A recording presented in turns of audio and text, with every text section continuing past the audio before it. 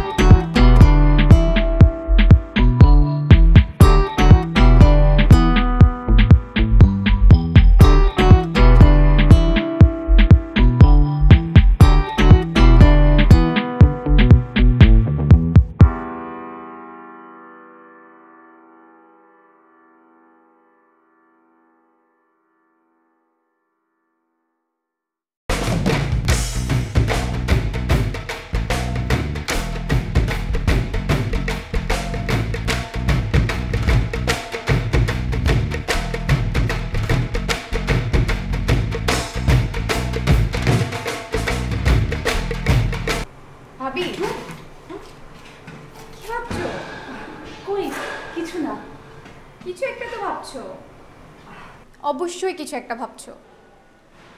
ও বুঝেছি, তোমার সেই দাঁড়িয়ে দাঁড়িয়ে ঘুমানোর রোগটা, তাই না? শোনো, আমি বলি কি, ভাইয়াকে বলে কোনো কাজ টাজ করো। এভাবে বাসায় বসে থাকতে থাকতে তোমার হাত পায়ে শিকড় গজিয়ে যাবে। কি যে বলো না তুমি, কে বলেছে আমি কাজ করি না? এই যে সকাল থেকে ঘরের সব কাজ তো আমাকেই দেখতে হয়।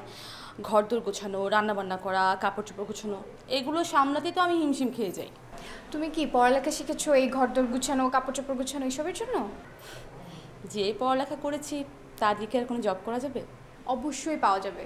তুমি ভাইয়াকে বলো, দেখো ভাইয়া কিছু একটা ম্যানেজ করেই ফেলবে। আচ্ছা ঠিক আছে, আমি তোমার ভাইকে বলবো। তুমি ভার্সিটি যাবো না? ও হ্যাঁ ভাবি, দেখো না আমার ফতুয়াটা খুঁজে পাচ্ছি না, তুমি কি দেখেছো? আচ্ছা চলো।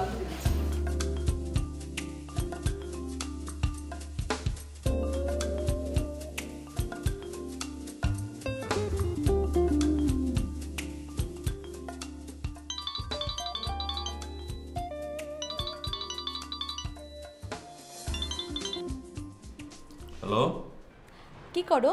সরকারি চাকরি করি, কি আর করব। কাজের কি অনেক প্রেশার? আরে না, সব হলো খুচরা কাজ। তুমি তো জানো যে আমি ইনডিসিপ্লিন একদম পছন্দ করি না। সময়ের কাজ সময় শেষ করাটাই ভালো। আমি জানি। জানো, একটু আগে না আমি অদ্ভুত একটা স্বপ্ন দেখেছি। কি স্বপ্ন দেখলাম? স্বপ্নটা হচ্ছে আমাকে একটা অফিস থেকে চাকরির ইন্টারভিউর জন্য ডেকেছে, আর বসটা খুব অদ্ভুত টাইপের ছিল। সে উল্টো দিকে মুখ করে আমার ইন্টারভিউ নিচ্ছিল জানো। ইন্টারেস্টিং। তারপর কি হলো জানো? কি হলো? আমাকে বলে কিনা দাঁড়িয়ে জাতীয় সঙ্গীত গাইতে। কি বলো, চাকরির ইন্টারভিউতে জাতীয় সঙ্গীত? সেই জন্যই তো বলছি অদ্ভুত টাইপের একটা স্বপ্ন। এবং শুনো, আমিও না দাঁড়িয়ে জাতীয় সঙ্গীত গাইলাম, আর সাথে সাথে আমার চাকরি কনফার্ম হয়ে গেল। বলো কি তুমি?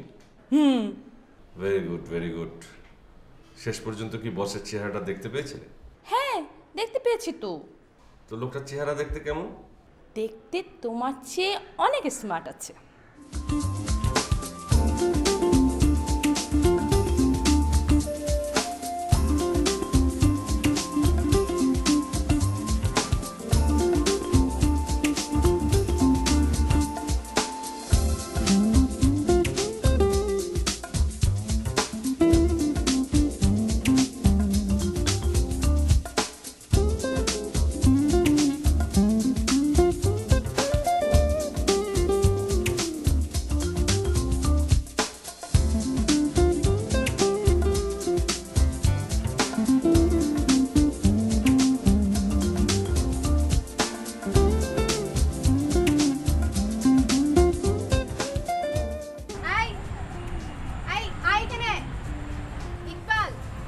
এই তোরা কথা বল, আমি যাই।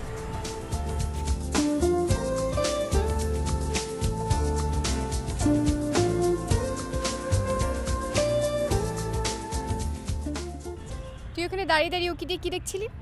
উকি দিচ্ছিলাম কোথায়? আমি তো এই যে এদিক দিয়ে যাচ্ছিলাম আর কি। ও, তুমি এদিক দিয়ে ওদিকে যাচ্ছিলে না, যাওয়ার রাস্তা এটা, তুমি এদিক দিয়ে ওদিক দিয়ে যাচ্ছিলে।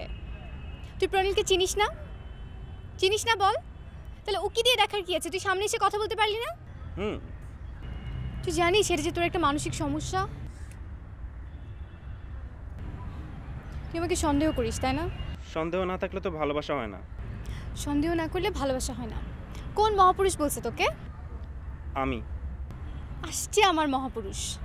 শোন, চল ওই ডায়াগনস্টিক সেন্টারে যেতে হবে ভাবির রিপোর্ট আনতে। না, আমি তো যেতে পারবো না। আমি একটা কাজ আছে। কি মানে কাজ আছে, আমি কাজে যাচ্ছিলাম।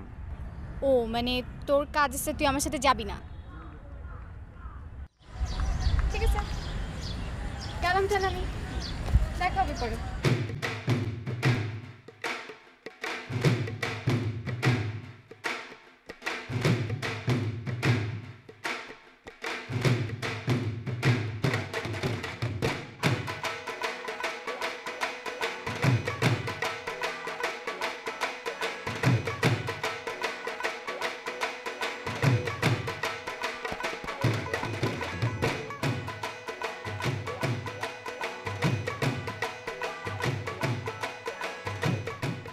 আচ্ছা, কি সমস্যা আপনার বলেন তো? একটা ফাইলের মধ্যে 100টা ভুল করে বসে আছেন, আপনাকে দিয়ে অফিসের কাজ হবে কি করে? সমস্যাটা কি আপনার বলবেন? স্যার মন খারাপ স্যার। মন খারাপ কেন? স্যার ফ্যামিলিগত প্রবলেম। কি সমস্যা আপনার ফ্যামিলি? স্যার সংসারে বাসার চেয়ে কুঞ্চি বড় হলে স্যার যা হয়। বাসার চেয়ে কুঞ্চি বড় মানে? স্যার কি আর বলবো স্যার, ফ্যামিলির কথা বলতে লজ্জা লাগে স্যার। তবে স্যার যদি স্যার আরেকদিন সময় দেন তাহলে স্যার বলবো। শুনেন, ফ্যামিলির জায়গায় অফিসের জায়গায়। ফ্যামিলিকে কখনো অফিসের মধ্যে নিয়ে আসবেন না। হ্যাঁ জি স্যার। ঠিক না, এরকম করবেন না। ফাইলটা ঠিক করেন।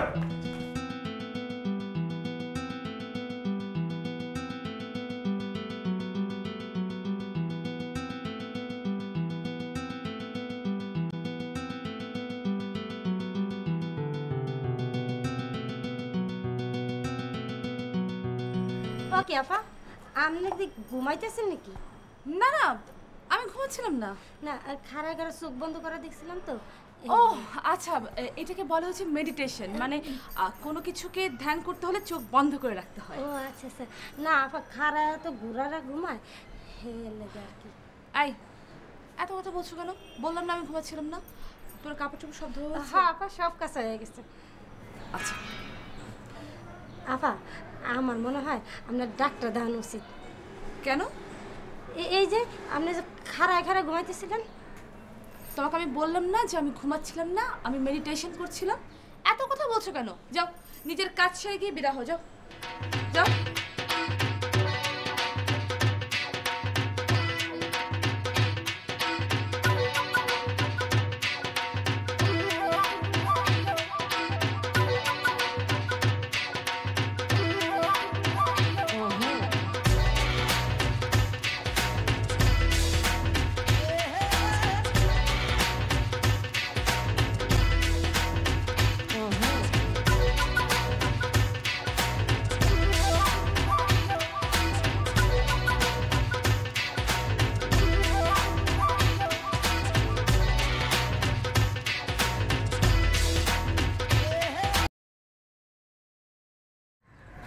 কি হ্যাঁ এখানে কি?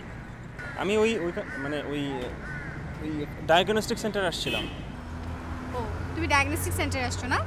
আমি যখন বললাম আমার সাথে চলো তখন তো তুমি অনেক কাজ দেখালা।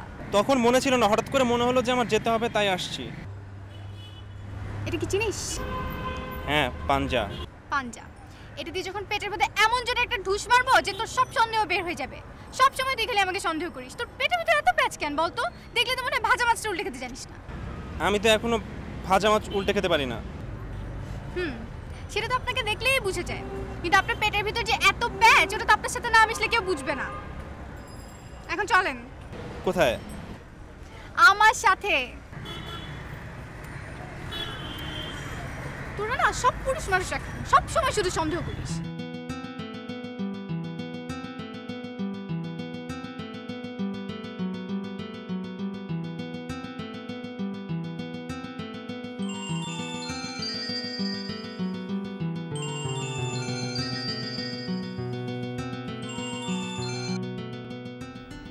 হ্যালো। সালাম স্যার। হ্যাঁ, ওয়ালাইকুম আসসালাম। স্যার, বিজ্ঞাপনী থেকে আশরাফ হোসেন বলছি স্যার। জি আশরাফুল সাহেব বলেন। স্যার, আমাদের বস মাহমুদ সাহেব সম্ভবত আপনার সাথে কথা বলেছিলেন আপনাদের কিছু প্রোডাক্ট লঞ্চিং করবে, সেগুলোর ব্র্যান্ডিংয়ের ব্যাপারে। হ্যাঁ, মাহমুদ সাহেব আমার সাথে কথা বলেছিলেন, কিন্তু কথা কি আমরা অনেকগুলো অফার পেয়েছি, যেটাকে আমরা বেটার মনে করব, আমরা তাদের সাথে কাজ করব। জি স্যার, জি স্যার, এক মিনিট স্যার। আমরা তো এই বিষয়ে অনেক অভিজ্ঞ, আমাদের অনেক এক্সপিরিয়েন্স আছে। আমি জাস্ট একটু খুব সংক্ষেপে আমাদের প্রিভিয়াস কাজগুলোকে একটু ব্রিফ করি স্যার। ওকে।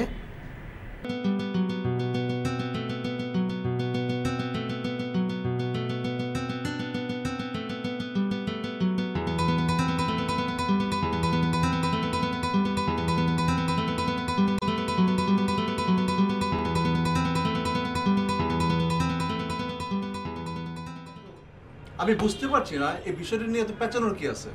তাদেরকে প্রেশারাইজ করুন, কাজটা আমাদের দরকার। স্যার, উনি তো তেনা পেঁচা দিয়েছে। হোয়াট? এই মিয়া, আপনাকে কেন কতবার নিষেধ করেছি তেনা পেঁচানো শব্দের ব্যবহার না করতে? আপনি কি গরুহাটে দালালি করতে এসেছেন এখানে? মনে রাখতে হবে এটা একটা অ্যাড ফার্ম, এটা একটা বিজ্ঞাপনী সংস্থা। এখানে স্মার্টলি কথা বলতে হবে। জি sir, I am trying sir. Trying?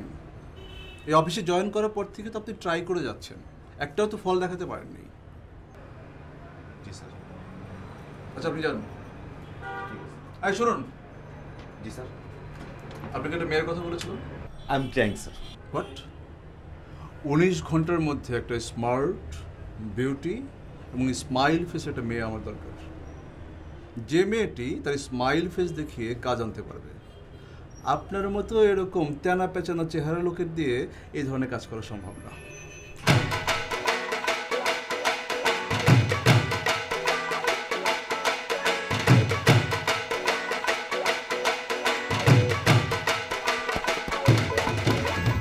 ভাইয়া, তোমাকে কত করে বলেছি ভাবির জন্য একটা চাকরি খুঁজো, তুমি তো পাত্তাই দাও না। তুমি জানো আজকে ভাবি কি করছিল? কি করছিল? আমি রান্নাঘরে গিয়েছি, গিয়ে দেখি ভাবি দাঁড়িয়ে দাঁড়িয়ে ঘুমাচ্ছে। এটা তোর অভ্যাস। না না, আমি দাঁড়িয়ে দাঁড়িয়ে ঘুমাচ্ছিলাম না। কি বলছো তুমি? আমি তো যে মেডিটেশন করছিলাম। মেডিটেশন করার ট্রাই করো। আমি কিন্তু তোমার জন্য চাকরি খুঁজতেছি, খুবই সিরিয়াসলি খুঁজতেছি। নর্মাল গ্র্যাজুয়েট তো তুমি, খুবই প্রবলেম চাকরি পাওয়া এই বাজারে। ভাইয়া, সবার কি তোমার মতো বিসিএস ক্যাডার হতে হবে? সবার ট্যালেন্ট কি এক হয় বলো? তারপরও দেখি কি করা যায়। আচ্ছা, কি শুরু করলে তোমরা বলো তো? খাওয়ার সময় এত কথা বলছো কেন? আগে খাওয়াটা শেষ করো। সাহেব তোমাকে কিছু দিব? কিছু লাগবে না, চাকরি করলে বুঝবা কি কঠিন। আমার মতো একটা চাকরি পাওয়া, এই ধরনের ফ্যাসিলিটিস পাওয়া খুবই কঠিন। চাকরির বাজারে তুমি মানে তোমার তো কোনো দামই থাকবে না, নর্মাল গ্র্যাজুয়েট কোনো দামই থাকবে না। শোনো, আমি বলি কি, ভাবি তো কবিতা টবিতা লিখে, ভাবিকে কোনো পত্রিকা অফিসে কোনো কাজ দেওয়া যায় কিনা দেখো। আরে এখনকার দারোয়ানি হয়ে যায়, গ্র্যাজুয়েশন লাগে, খুবই সমস্যা। দেখা যাক, তারপর আমি তো চেষ্টা করবই। আচ্ছা ঠিক আছে বাবা, আমার চাকরি করে কোনো দরকার নেই, তোমরা খাও এখন।